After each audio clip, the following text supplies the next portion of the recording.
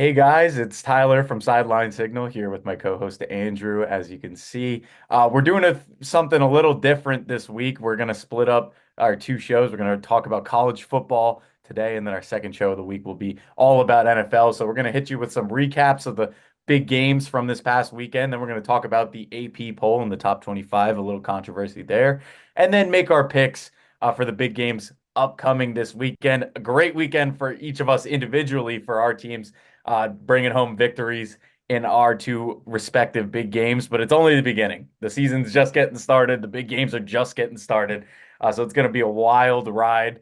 So Andrew, just instant reaction. How are you feeling on this Victory Tuesday, we'll call it, or Victory Monday, sorry. It was phenomenal. I was stressing the whole game. I mean, that game, Oregon, Ohio State, it definitely delivered. There's a reason it was the college football game of the week. They had the game day at Autzen Stadium. Oh my God, I loved it. But like I said, I was having a heart attack the entire game. Yeah, and and for rightfully so. It was as tight as we could have hoped it. And then on my side, I thought for sure LSU was done. You know, the Nuss Bus was not rolling, but then the last two plays he comes in on touchdown pass to tie the game, touchdown pass to win in OT. So I was freaking out. It was pretty awesome. So good on LSU there. So good segue here. We're going to talk about our recap. So Andrew, I'll give you the floor here.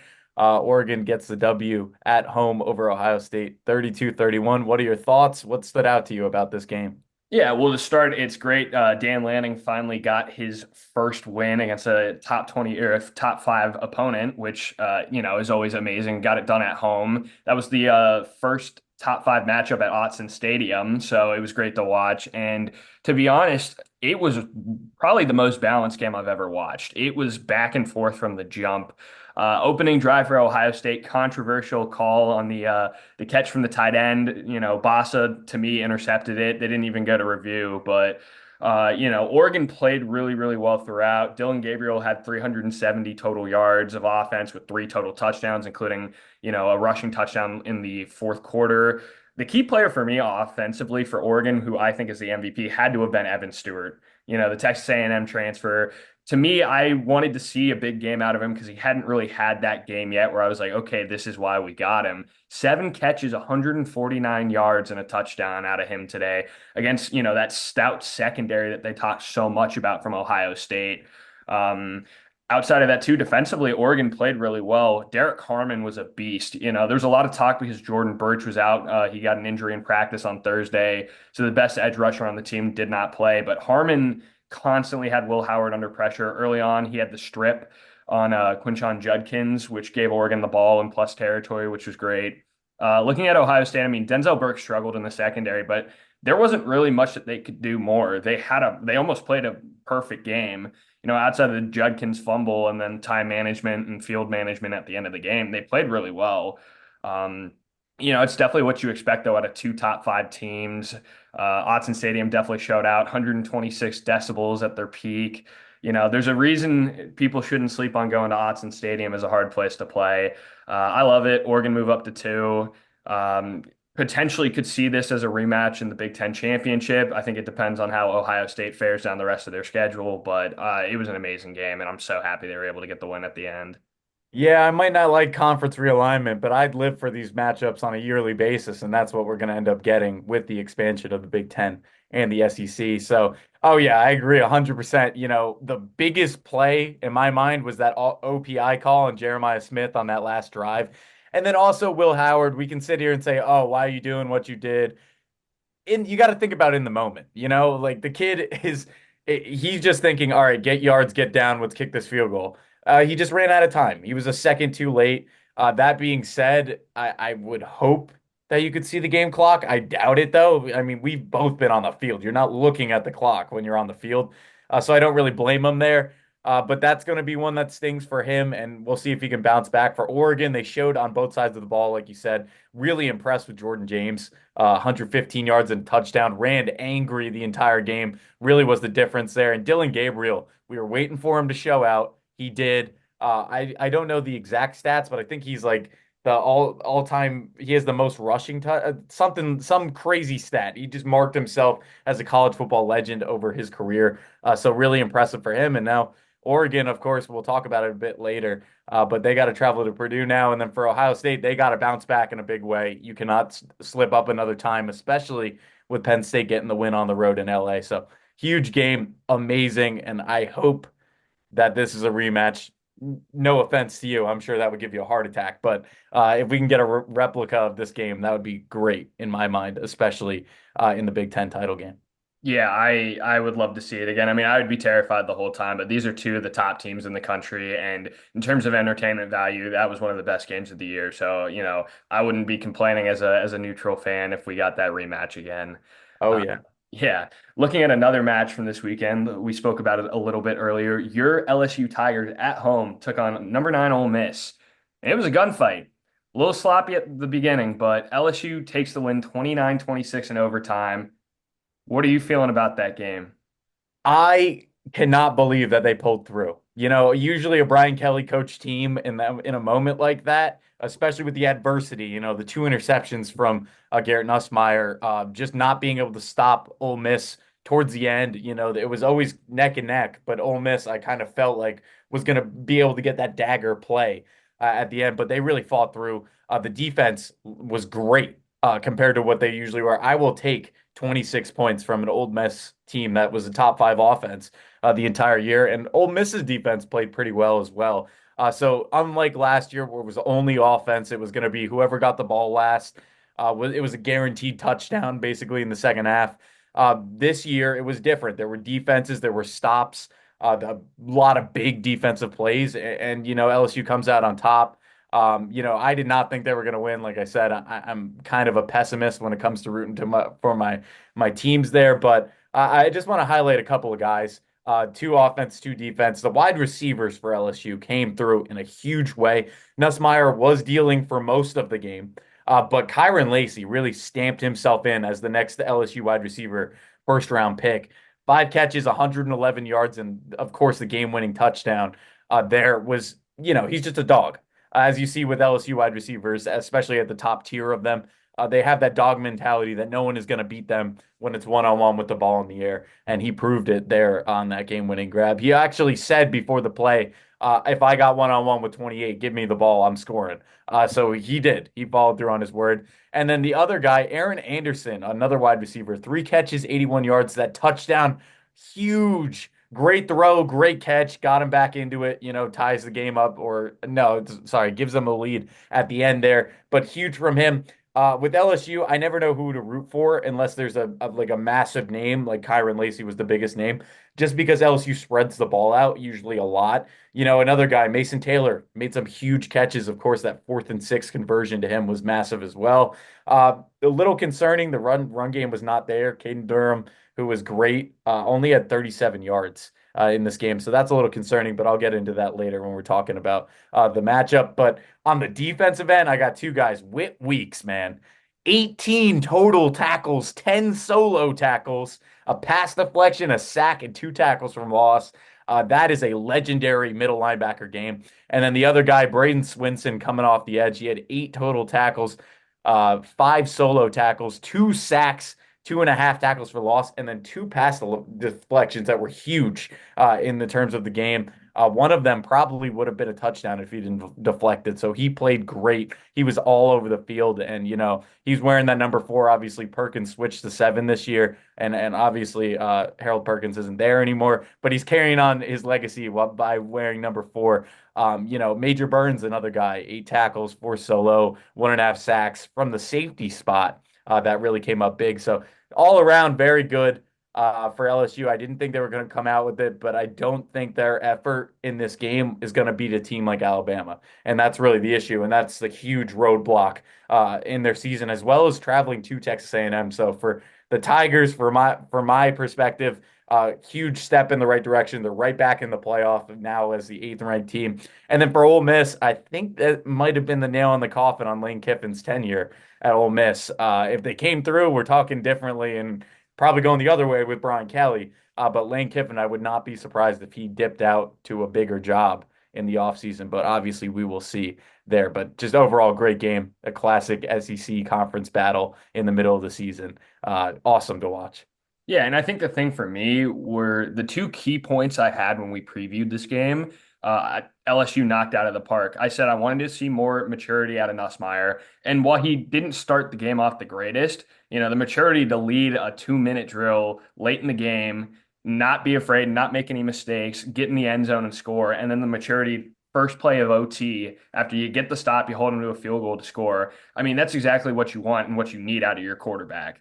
So I was really excited to see that he was able to step up late in the game and ultimately get them over the hump. But it was also that they needed to contain Jackson Dart. I mean, we've seen he's led, or been top 5 in passing yards in college football all season.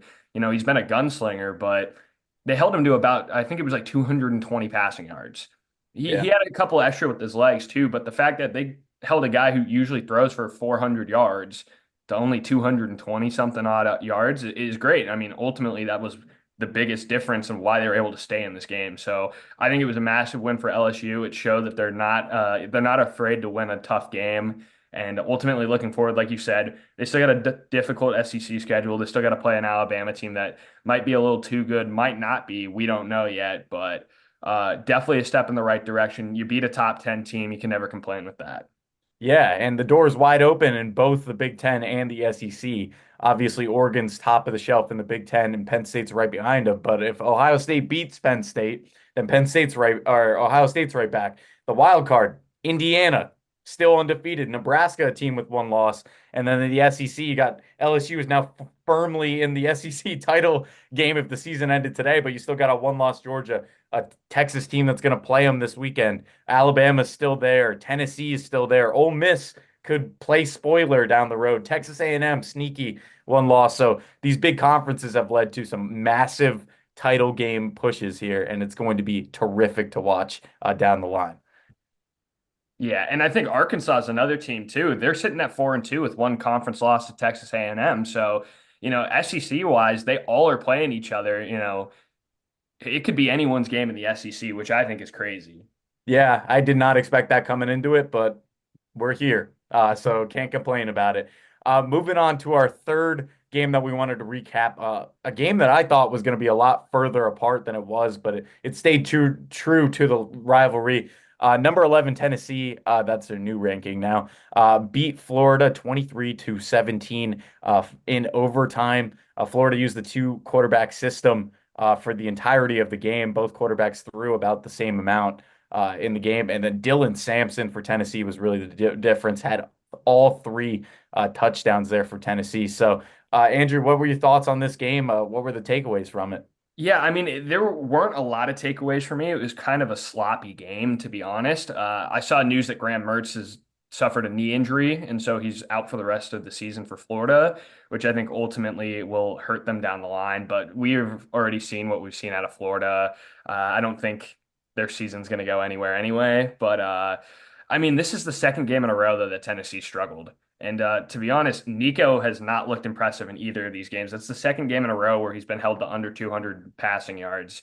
Definitely not impressive showing. And I mean, they have to play Alabama next, and they still have Georgia on their schedule. They are a team that seriously needs to figure it out and figure out what kind of team they want to be. Because right now, they're still sitting in playoff contention with two very tough games left.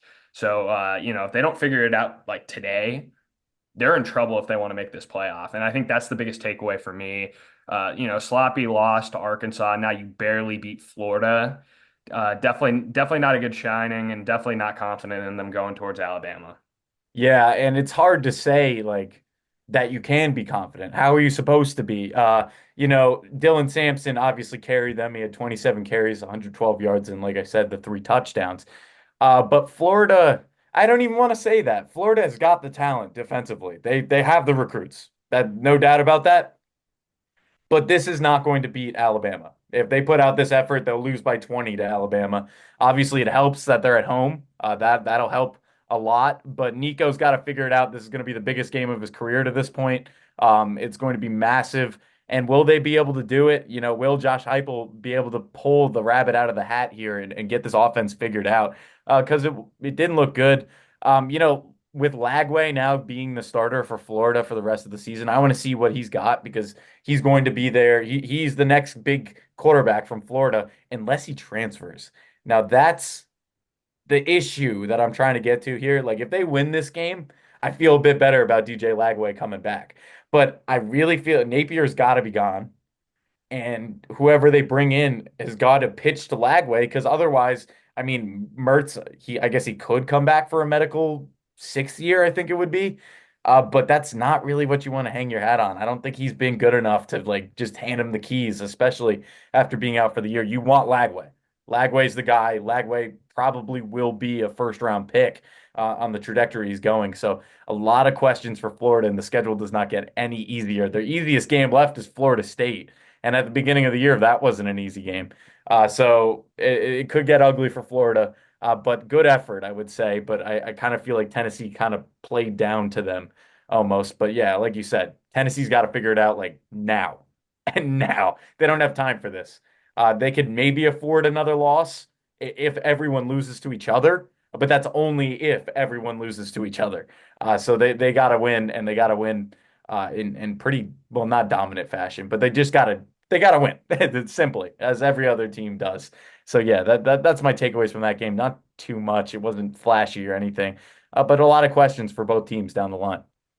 Yeah, and you can take away some good things for Florida. Like I said, anytime you go toe to toe with like a top 15 opponent, it's always good. But at the end of the day, Florida has just been on such a bad downward trajectory this season. And like you said, I could seriously see Lagway transferring. I mean, there's going to be plenty of teams in the SEC alone that are going to need a starting quarterback next season. So yeah, it's scary hours for Florida. You can only hope if you're a Florida fan that the NIL deals and everything are able to keep him there, but I don't see it.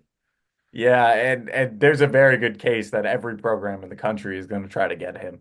But he's got to be the one to step into the transfer portal. That's the one thing. It is still illegal to pitch a guy if he hasn't announced that he's in the transfer portal. So that'll really be the key. And the one thing I wanted to ask, like, do you think he's a big enough recruit to where they keep Billy Napier for another season because he's tied to him? Or is it too far gone at this point? To me, I think it's too far gone because I think Billy Napier is not the answer for this Florida team. And there's plenty of teams that have a head coach, both in college and the NFL. But speaking in terms of college right now, there's plenty of teams that honestly could go for a firing of their head coach if they seriously. I mean, Ryan Dave to me is one of the guys that needs to go if they want to seriously have a shot. They take the But next step. yeah, talking about Billy Napier though, I don't see a reason why you would want to keep him. I understand he has the connections, but I haven't seen enough out of him at all to warrant any discussion about keeping him. You've seen just the complete and utter collapse of this program, so I wouldn't keep him. Just food for thought here. If Ryan Day were to get fired and Napier gets fired, if I was a Florida fan, I'd be fine with taking Ryan Day, to be completely honest, because he's gotten Ohio State to the promised land. He's gotten there. He has lost big games in Ohio State's realm. But if he were to go to Florida and do that same thing, I don't see why Florida Gators fans wouldn't be happy with that. But that's just something to think about. This coaching carousel is going to be wild one way or another. Something unexpected is going to happen, especially now that NIL dominates college football. It'll affect the coaches too, I promise you. So we will see after the season, obviously. Definitely, yeah. And moving on now to the AP Top 25. Definitely some surprises, some expected things. I'll just go quickly through the 25. Number one, Texas. Or I'll do the top five. Number one, Texas. Number two, Oregon. Number three, Penn State. Four, Ohio State. And rounding off the top five is Georgia at the five spot. Notably, one thing is that this is the first time since 1960 that both Army and Navy are ranked at the same time, with Army being 23rd and Navy being 25th. Looking over the top 25, though, what are some of your key takeaways from this week's poll? So first off, I want to say it's always good for college football when Army and Navy are balling, and the possible playoff game theory is still alive, which I love as well. And they've looked dominant against lesser competition to themselves, I guess. But it's conference win after conference win. They've looked good. They're going to be playing Notre Dame coming up, so this is pretty huge for them to be ranked. And I definitely think Army plays Notre Dame first. That's got to be the game day game that week. It has to be. But in terms of my takeaways, I really feel that Ohio State should have dropped further than that four spot. They did not play anyone prior to Oregon. There was no game which I thought that the other team should even compete with them. Their next biggest win, I guess Michigan State or I guess Iowa is the most impressive team that they've beaten this year. But no, Georgia, better resume. Miami, kind of same. Bama, better resume. LSU's got a better resume. I think Iowa State's got a better resume, to be completely honest. I get not wanting to drop them because it was a road game against a top five team. They only lost by 1 point. But if we're going, like, I want it to be based on the best teams. Not like, oh, we already ranked you here, so you lost this game. We're going to drop you back a couple of spots because it was a hard game. Every week it should be who are the best, the top 25. That's what it's called in college football. And I think Ohio State is a little bit worse. I think they're still top 10, but they're a little worse than the fourth best team in the country, in my opinion. So yeah, that BYU, impressive. They've looked impressive. They haven't stumbled. They crushed Kansas State at home. They're undefeated. Why are they behind a Notre Dame team that lost to NIU at home, as well as the Tennessee team that lost to Arkansas on the road? I think that BYU should have cracked probably the 11 or 12 spot. I know they're at the 13th spot, so it's not that big of a deal. But give them respect. I think that was a way to disrespect them a little bit. They're one of the best teams in the country and should be treated that way. But that's really kind of a small thing. And then my final thing, how the hell are the Michigan Wolverines ranked? They have no passing game. They're 4-2. They haven't looked good in either one of their losses. Yeah, they beat USC, but USC's 3-3 now, so that's their best win. They lost to Washington. Obviously, they lost to Texas, best team in the country. I'm not refuting that, but the way that they lost, they got crushed. Washington is 4-3. Washington has lost to Washington State, who has a better resume than Michigan, and also beat Washington. Rutgers, who has fallen off a little bit, but they're still 4-2. And then Iowa got absolutely clapped by Iowa this weekend, who got clapped by Ohio State. Iowa is not impressive. They're not impressive. So if we're going to be like, oh, they lost to Washington on the road, so we're going to give them some slack. No, there are plenty of teams, and I'm going to run through a couple of them. I want you to tell me whether or not you think their resume is better right now. We got a 4-2 Vanderbilt team. What do you think? Better resume or worse? I mean, I have to say better because they have that win at home versus Alabama Yeah, 100. That alone should win you some votes there. Then you got a 5-1 Nebraska team, only lost to Illinois. in overtime. Yeah, honestly, I would take Nebraska right now over Michigan too. Yeah, and then moving on, a team that got a big win over Utah, a 5-1 Arizona State team. Why not? Yeah, I mean, Yeah. Kenny Dillingham's got him going great right now. That'd be a really fun matchup to watch. Yes, it would. And then Washington State, the team that I just mentioned, had beaten Washington on the road. They're 5-1. And the team that they lost to, Texas, or no, sorry, Washington State beat Texas Tech. That's what it was. Yeah. But Texas Tech is 5-1. So do you think those two teams have better resumes as well? Texas Tech, I maybe not just because Tech. I don't like their strength of schedule, but to note, Washington State's only loss was to Boise State. So you take a team that's 5-1 whose only loss is number 15 Boise State, who has the clear Heisman favorite right now. I take that resume too, and especially like you said in the comparable game, which was Washington. Michigan loses to Washington. Washington State beats Washington. So yeah, I agree. And I think one thing that I noted kind of as you were talking is a team that's a little similar in my eyes to Michigan is Oklahoma. And Oklahoma just had a tough loss, obviously in the Red River rivalry to Texas, but they dropped 6 spots. They dropped like 9 spots and out of the top 25. They were 18 going into that game. And yeah, a 31-point loss in the Red River is not great, but I was surprised to see them drop all the way out. But then Michigan, who struggled and lost to unranked opponents, stay in the top 25. Yeah, and I get it because they were idle, so you can't really punish a team on a bye week. But still, I think there's probably more teams that deserve that spot over them. But we'll see what happens down the road. They're still in contention for the Big Ten. If they were to win out and beat Ohio State at the end of the year, which would be huge, but questionable for sure. They definitely went with the brand over the best teams, in my opinion. What were some of your takeaways from the AP poll? Definitely. I think two teams that I kind of looked at as interesting positions are both, 6 and 7 respectively with the University of Miami and Alabama. And I mean, I get it because there's been a lot of moving pieces in terms of, teams being on the massive end of an upset and then just random losses. But to me, Miami is not the sixth best team in the country. And I think they've showed it the last 2 weeks where they really, really struggle to close out games. I don't think Mario Cristobal has that clutch factor in him. And, Miami, they barely beat a Virginia Tech team, which they should have lost. I still stand by it that that Hail Mary was caught. And then, it takes a massive comeback against Cal, who are not that good of a program outside of Jaden Ott. So, the fact that they were able to move up, they were on bye this week, but they were able to move up in the rankings solely because of upsets. I don't think right now that I would have them at 6. I would have them probably closer to Clemson because, obviously Miami's undefeated. Clemson has the loss to Georgia week 1, but they're pretty much similar in terms of resumes if you factor in the strength of that loss that they have to Georgia.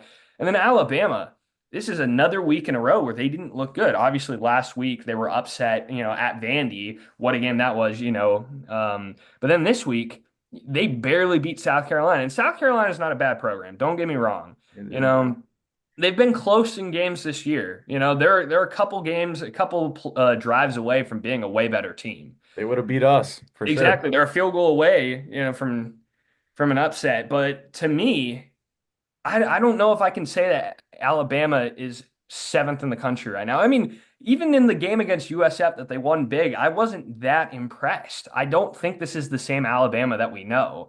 I really am concerned and interested to see, depending on how the remainder of their schedule plays out, what happens and how big of a hot seat Kalen DeBoer is in at the end of the year. But it's hard because I get the value of how do you rank, LSU, who lost to USC week 1? Do you take Alabama or do you take LSU in terms of flipping them? Iowa State's undefeated, but in my opinion, probably their best win so far, like I've been saying, is the Cy-Hawk game against Iowa. And then Clemson, who has a road loss as well. I it's hard, but I think those two teams, Miami and Alabama, may be slightly overranked. And then my biggest takeaway, I really like where they put Boise State. I think Boise State at 15 seems really fitting. And we get to see that the AP voters really think that they are the best of the group of 5 schools, which I think as of now, yes, but it could definitely come down to some controversial decisions depending on how certain teams play out. Ashton Genty's just been so good. And I think the win that Oregon had over Ohio State really, really helps them out in terms of the eyes of the voters and the playoff committee. Think about it. Ohio State goes to Autzen Stadium, loses by 1 point. Boise State goes to Autzen Stadium and loses by 3 points in a game that they probably could have won. They're, a Noah Whittington fumble at the 1 yard line that got picked up by an Oregon player in the end zone on a kick return. If that happens and it's a touchback rather than a touchdown to Oregon, Boise State win that game. Yeah. So I think Boise State has shown that they're able to run with these top teams. They continue to get it done. Genty is on better pace than Barry Sanders was on his record-breaking year. I love him, but I get it, outside of the Oregon game and Washington State was a big game, but they played Hawaii, Portland State, Georgia Southern, and Utah State. So outside of the two former Pac-12 teams, they're kind of in a cakewalk schedule, but they got to play UNLV still, so that's going to be a tough one.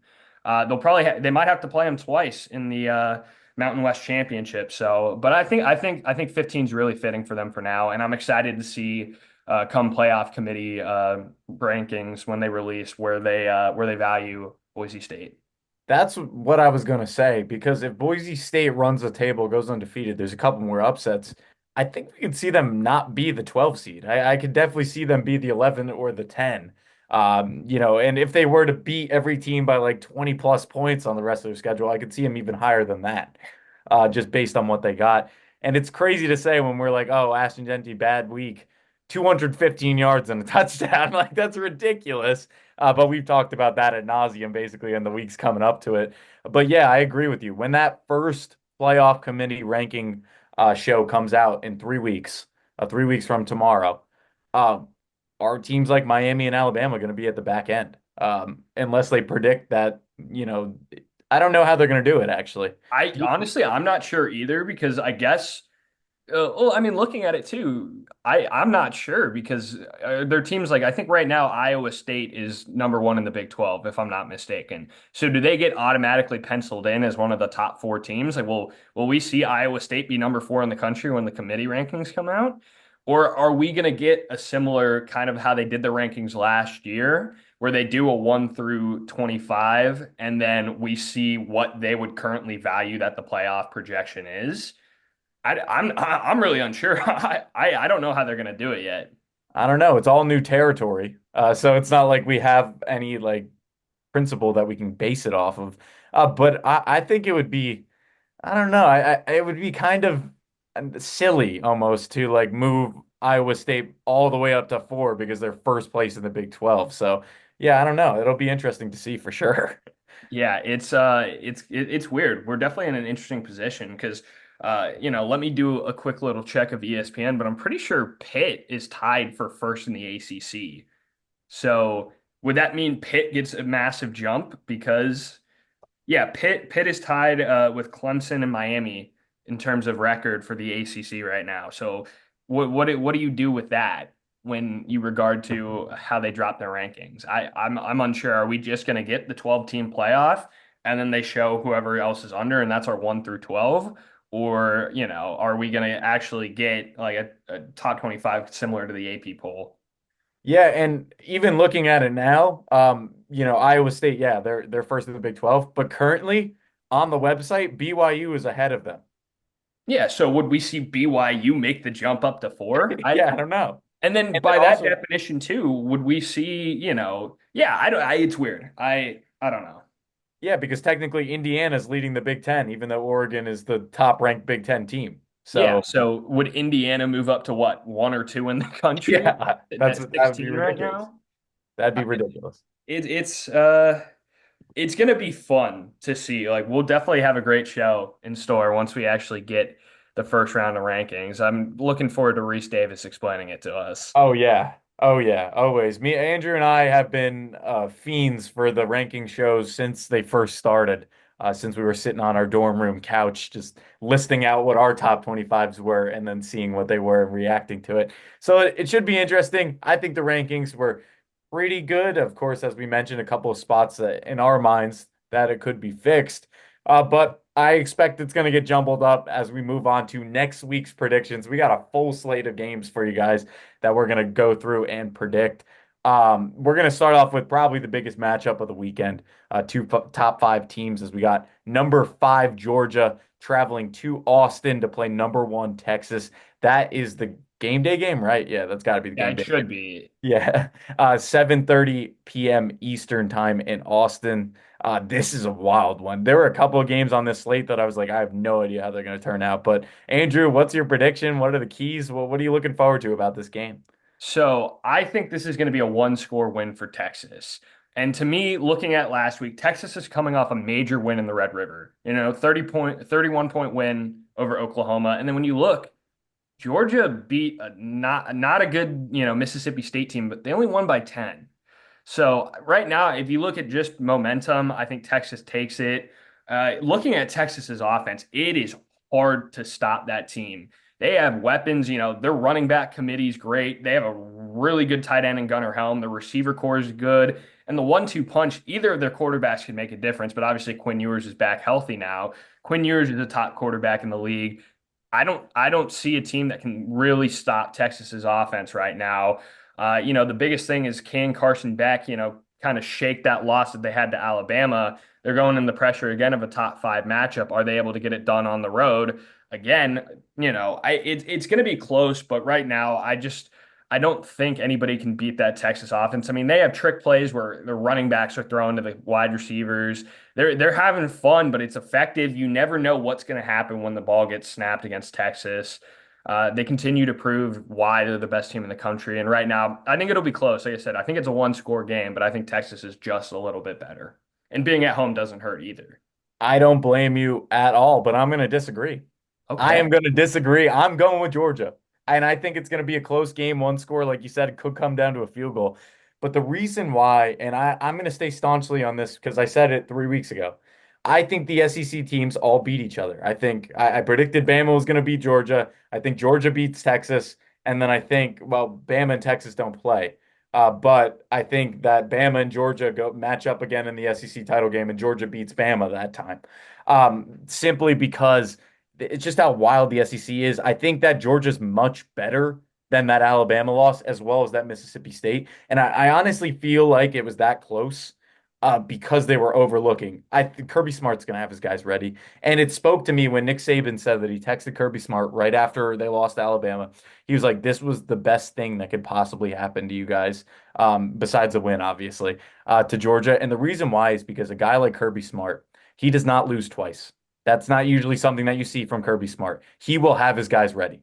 And it's going to be an absolute battle. And like you said, Texas, impossible to stop offensively. But if there was one guy in the entire country that would be able to scheme it up to beat it, it would be Kirby Smart. And we'll see. And I think Carson Beck does just enough. Like I am not confident in this, but I got to go with my gut here. I think Texas, Steve Sarkisian, you're in SEC play now, buddy. This is the biggest game you got on your schedule by far. I think it's going to be an instant classic like we got with Georgia, Alabama, and Oregon, Ohio State. These big games have not lived up. Usually you see one where it's like a blowout that's unexpected, but not thus far this year. Maybe the Red River rivalry, if you're going to count that. But this is going to be amazing. My eyes are going to be glued to the television when I can be. And I just got Georgia. And other than that, I'm just stubborn and I'm going to go with my predictions from 3 weeks ago. That's really the reason. So. Yeah, but I mean, I definitely could see it, and I think one thing you noted is really important. It's the level of coaching. I mean, Kirby Smart, we know can get it done, and he's been there. He's won national titles, but Sarkisian is yet to get over that real big hump in his career as a head coach. Obviously, last year Texas made it to the national semifinals and then lost to Washington, but it's going to come down to the end of is Sarkisian able to get over the hump, and the answer is he either will or he won't. But this is definitely his biggest game of the season, so. I like that we disagree. I think we can both appreciate that it's going to be a close game, Oh but yeah. really, really interesting to see what happens there.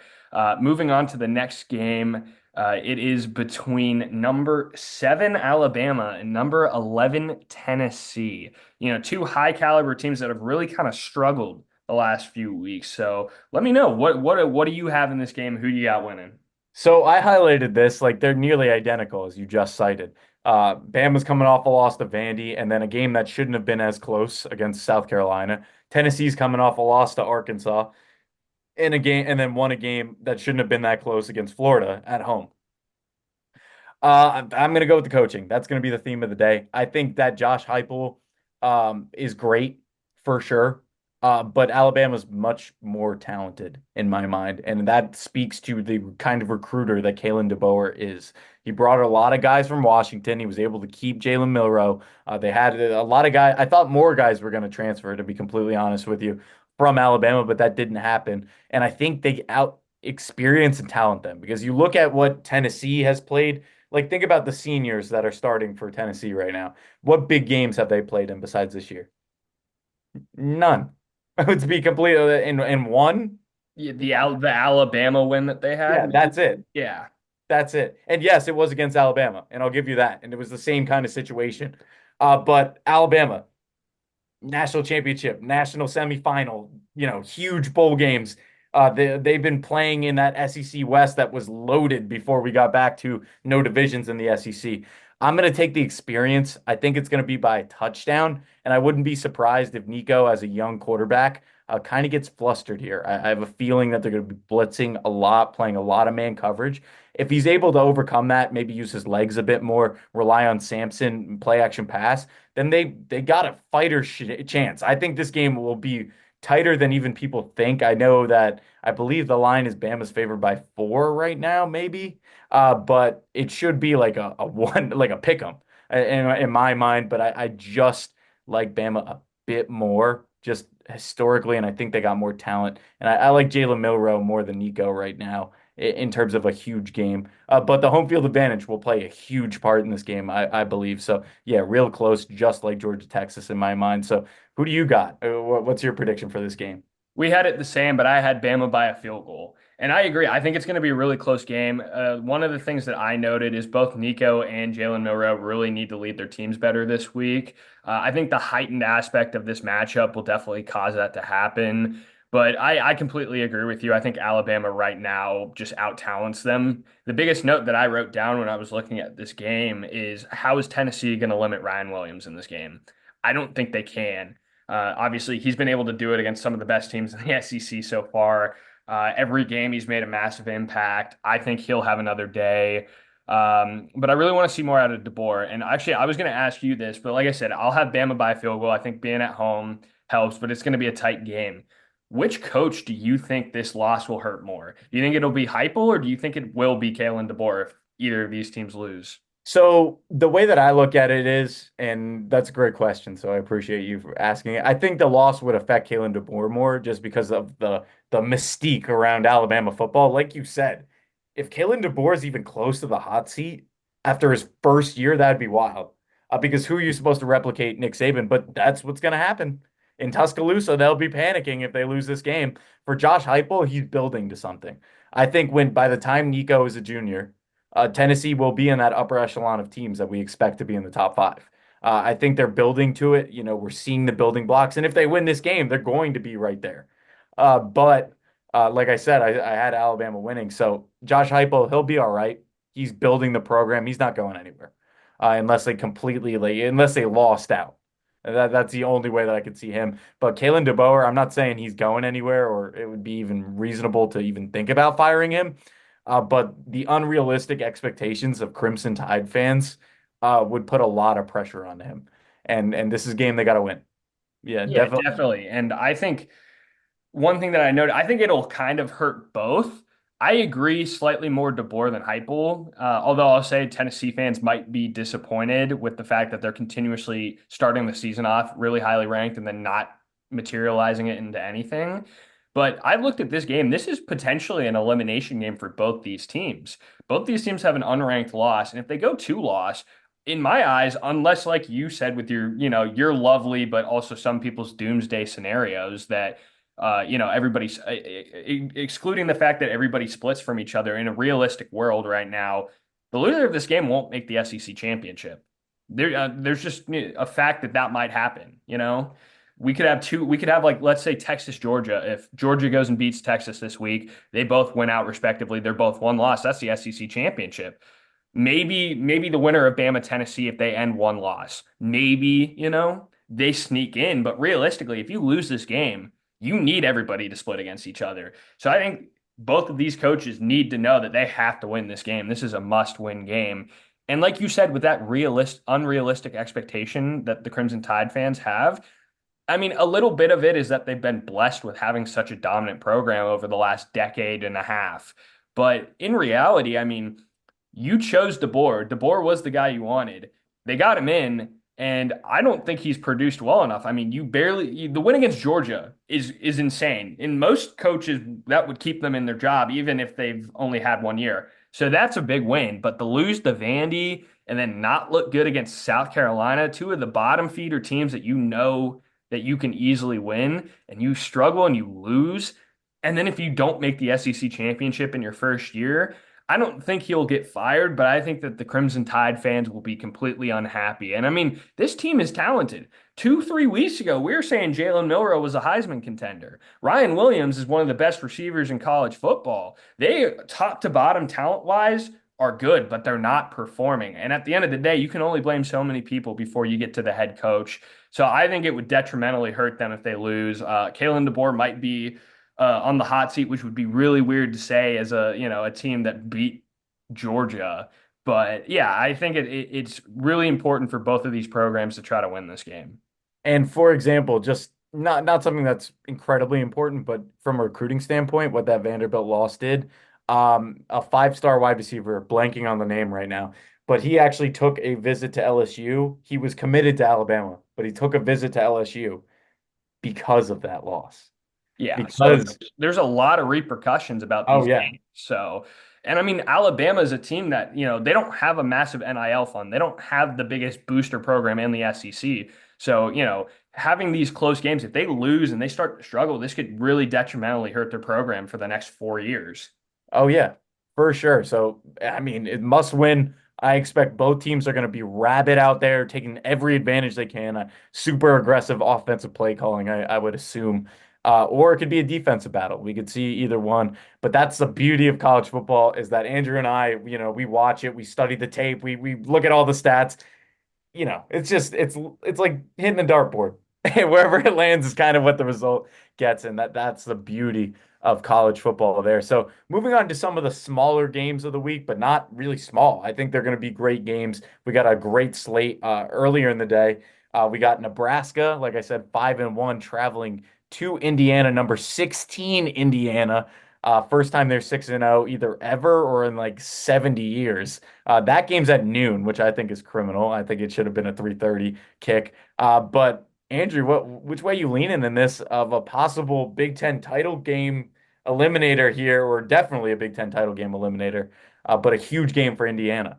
Oh yeah, it's going to be a really interesting game. And when you look at it, I mean, Nebraska kind of has played a harder schedule so far. They're sitting 5-1 with that overtime loss to Illinois, but looking at Indiana too, I mean, Shinetti has really, really turned this program around. Indiana's a contender this year, no matter what. If you don't want to argue that, they have the schedule that they could potentially be in the Big Ten championship game. I believe they still got to play Penn State and Ohio State, which is obviously two massive question marks. But in my eyes, if they're able to split, if they can either beat Penn State or beat Ohio State, they have a path in to both the playoffs and the Big Ten championship. But going back to this game alone, I think it's really important. I think it's more important for Nebraska to try to win this game rather than Indiana, because with Indiana, yes, they're 6-0 right now. But at the end of the day, that Indiana is building to something. This is the first year with Chinetti. Obviously, he came from JMU, but Nebraska, they kind of need this more. 5-1's a good season so far to start. Matt Rule, not the best last season, but this is a team that at once was one of the top programs, and those fans are restless and waiting. Dylan Raiola too. This can continue to further pivot to him being in the conversations down the road as one of the best young quarterbacks. But yeah, I don't know. I think Indiana is slightly better. I mean, Curtis Rourke, their quarterback, he's second in the country in QB rating. Uh, you know, that's good. So I expect a high passing completion percentage out of him this week. I expect him to throw the ball a lot. I think Dylan Raiola will have a good game, but that kind of the immaturity of being a young college quarterback will kind of kick in. It's at Indiana too, I believe. So, right at Yeah, Indiana. yeah, it's at it. Yeah. Yeah. So yeah, at Indiana, to me, I wrote it down. Give me Indiana by 2 scores. Wow. Yeah. I don't have it being quite that far apart, but I'm gonna agree with you with Indiana.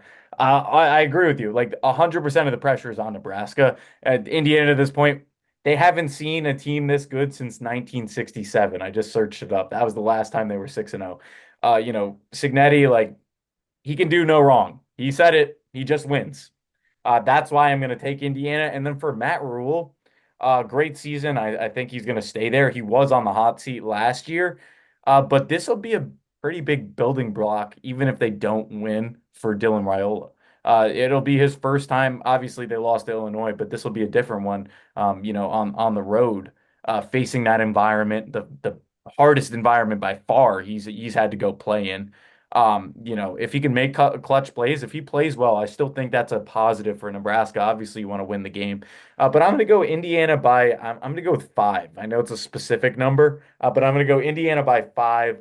I think it's a one-score game the whole way down. Maybe one team kicks a field goal instead of scores a touchdown and 2-point conversion, whatever, the wildness of college football. But I'm going to go with the Fighting Signettis and the Hoosiers there. Get to 7-0, and I cannot wait for if they were to be undefeated heading into Columbus, November 23rd. That would be terrific and awesome, and they deserve it. But yeah, this team is sneaking up on the rest of the Big Ten. I mean, as I said, they're technically first in the standings. So this team should not be slept on anymore. Yeah, it's a fun team to watch. Definitely flew under a lot of people's radars early, but I mean, here they are. They're 6-0, and I could see them going 7-0. So it's going to be a really, really fun matchup. Moving now, ACC matchup.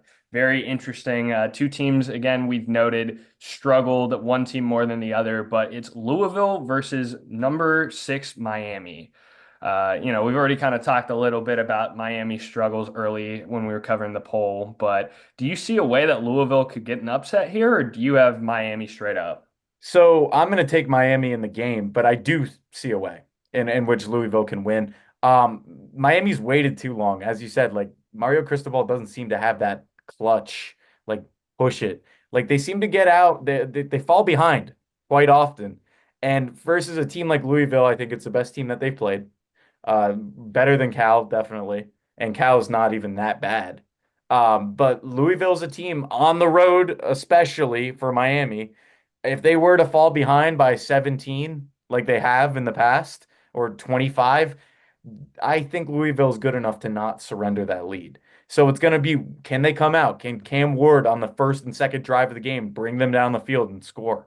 That's going to be a huge part. I think the first half is going to be very telling. And I would even like as a better on this game, I would consider Louisville first half money line. Like I kind of want to take it as I've been looking at it. We'll see, obviously. But yeah, I'm gonna take Miami, but I think it's one of those ones where they scrape by, and I do think they'll drop in the poll because of the game, because I feel like teams behind them are gonna have more convincing wins. So I think they win, and they have enough talent to kind of out talent Louisville. But this one is not going to be an easy game in my mind for the Hurricanes. And Cristobal's got to get it figured out because if you're going to be a top 10 team in the country, you got to take care of business. You got to take care of business, and this will be a big test for them. What do you think? Yeah, definitely big test for them. I want to see more out of Tyler Shuck at Louisville. I mean, over the last two games, obviously they were on bye last week. They've had some really, really bad turnovers, both against Notre Dame and SMU. So I want to see more out of him being able to. He's one of the most tenured, he's one of the oldest quarterbacks in college football. I need to see more maturity out of him. He needs to contain all of these mistakes. He needs to handle the pressure better, not turn the ball over. If they're able to hold on to the ball and keep control of it, not have as many turnovers as they had against SMU and Notre Dame, I think it's a really close game. But that's a big ask. I mean, Miami does have a good defense. They haven't played well, but they have a good defense. So I think if they put a lot of pressure on Shuck, he's going to panic. That's the key. It's literally just the turnover battle for me.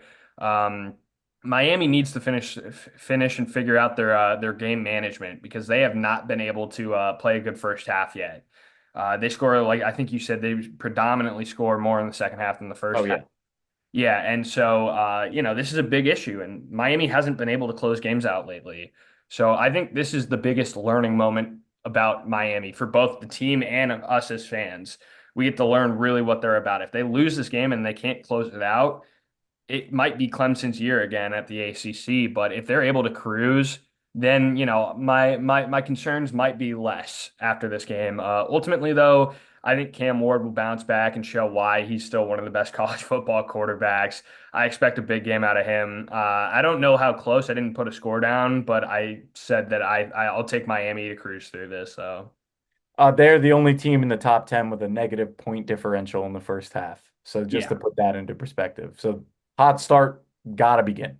Exactly. They Start gotta right they away. gotta come out, get touchdowns early, and just ride it out. But if not, I mean Louisville, if they can, like I said, if they can hold on to the ball, Miami might be in some trouble. Oh yeah, for sure. All right. So for our last two predictions of the week, it's each of our teams respectively. I guess we're starting with mine. If we want to go ahead and do that, I'm going to give Andrew the floor first for this game. Uh, number 8 LSU travels to Fayetteville to play the Arkansas Razorbacks. Obviously, just had that huge upset against Tennessee a couple of weeks back. A 7 p.m. night game here on the East Coast could be really interesting as we saw. So Andrew, what's your prediction for this game? Yeah, both of these teams have had a big win in their last game. Obviously, we talked about it earlier. Ole Miss lost, LSU get the win in overtime against Ole Miss. And then obviously Arkansas, who's on a bye this week, their last win was against Tennessee in their last game. So two teams coming off major wins. Arkansas has really been quiet this year in terms of the media coverage. Like I said, they're 4-2. They lost to Oklahoma State in overtime early in the season, and then they lost by, I think it was 4 points. I think it was 21-17 to Texas Yeah. A&M. So two good opponents. I mean, at the time, Oklahoma State was good, but then A&M, who's top 15 right now. They're 4-2. They beat Tennessee at home, so Arkansas's fans are going to be coming. Yeah, so I think it's going to be really interesting. I think the biggest question is coming off that bye, with all the energy from the win against Tennessee. Is that going to help them or is it going to hurt them? And we've seen that a lot. I mean, that was a big question with Vandy, when they just beat Alabama. Is that win going to have them overlook Kentucky? Obviously, they beat Kentucky. I don't think Arkansas does it. I think Taylon Green will be, a massive proponent of that offense for Arkansas. I think it's a close game. Game management has to be crucial for LSU. Take their opportunities when they get them.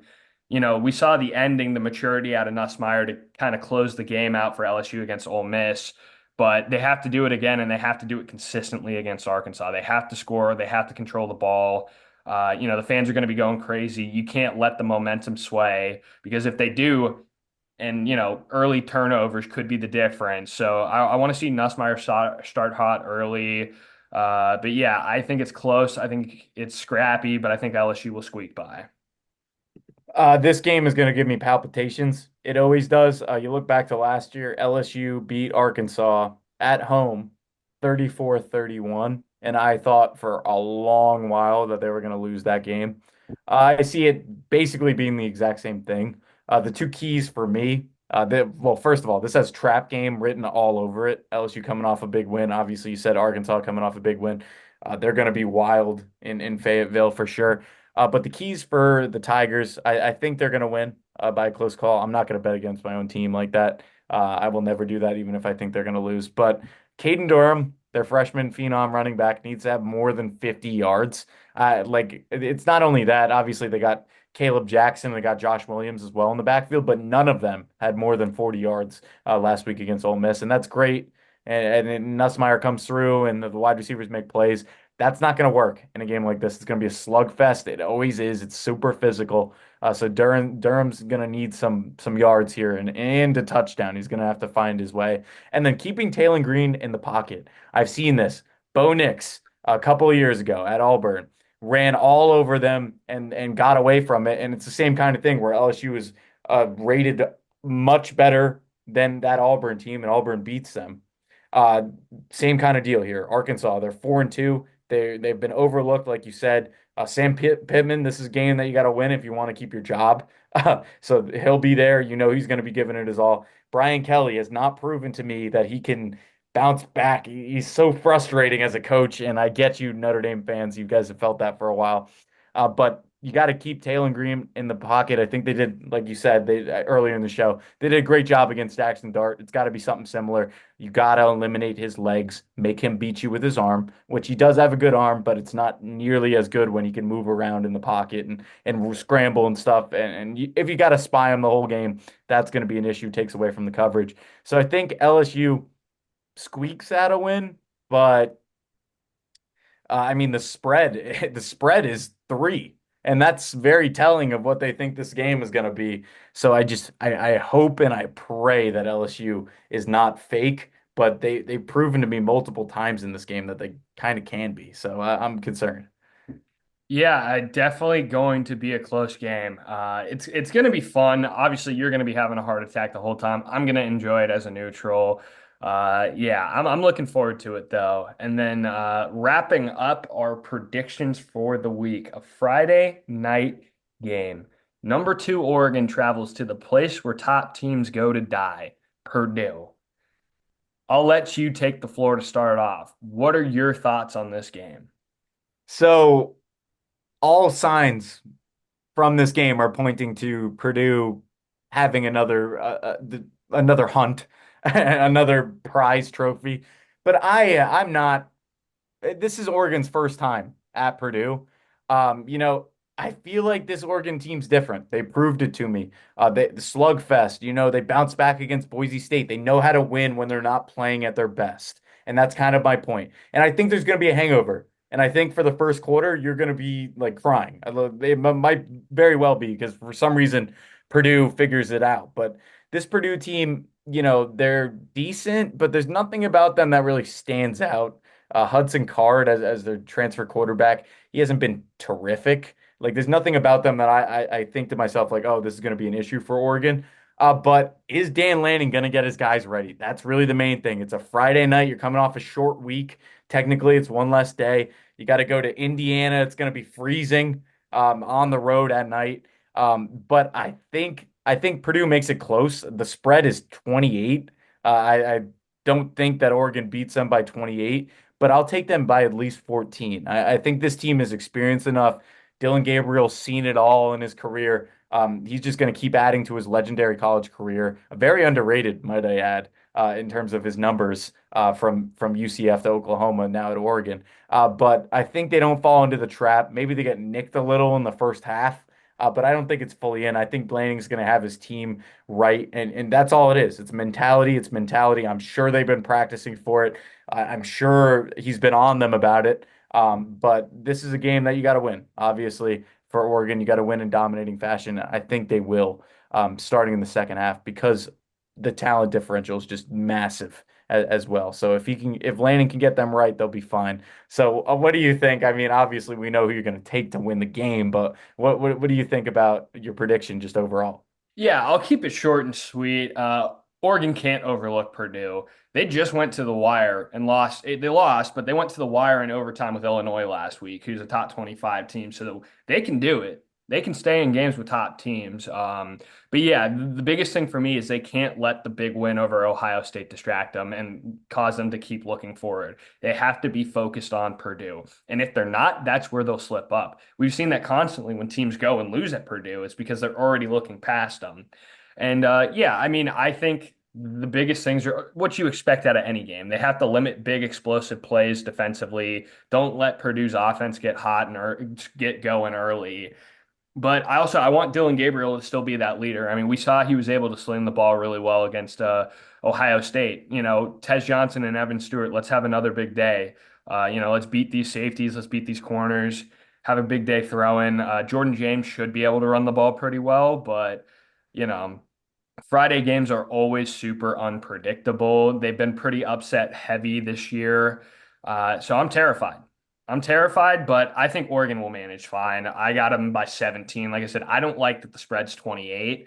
I think it'll be a typical Oregon game this season where we win by, like I said, 14, 17 points, but the scoreline doesn't necessarily reflect the outcome of Yeah, the the game. game.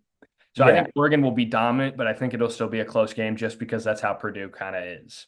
all about that run game too. That's what you want to see in these games where you got a top ranked team against a lesser opponent. That's where the run game comes into it. My dad always loves to say when he's thinking about these games, he's like, "All right, the first half doesn't really matter. It's what happens on that in that third quarter, that first half of that third quarter. That's where you really see the difference for both of our teams. I hope by then they're already up by 40 points or whatever, but that's just not how college football works. So that is our slate, an amazing slate. Unless you got anything to add, I think I'll wrap it up here. Yeah, this has been our college football episode of the week for Sideline Signal. Thank you guys so much for bearing with us and listening. I am Tyler, of course, joined by Andrew as always. We'll be back later in the week to reflect on the NFL slate from this past weekend and then look forward to next week. But can't wait for this college football slate. It is going to be awesome. Another great week, and we'll see how the top 25 looks next week and what gets shaken up. But thank you guys so much. Like, subscribe, comment. We'll respond to your comments. We're also on TikTok at Sideline Signal. Always remember to like, follow, and then comment as well. We love to respond. So thank you guys for listening, and we'll see you later.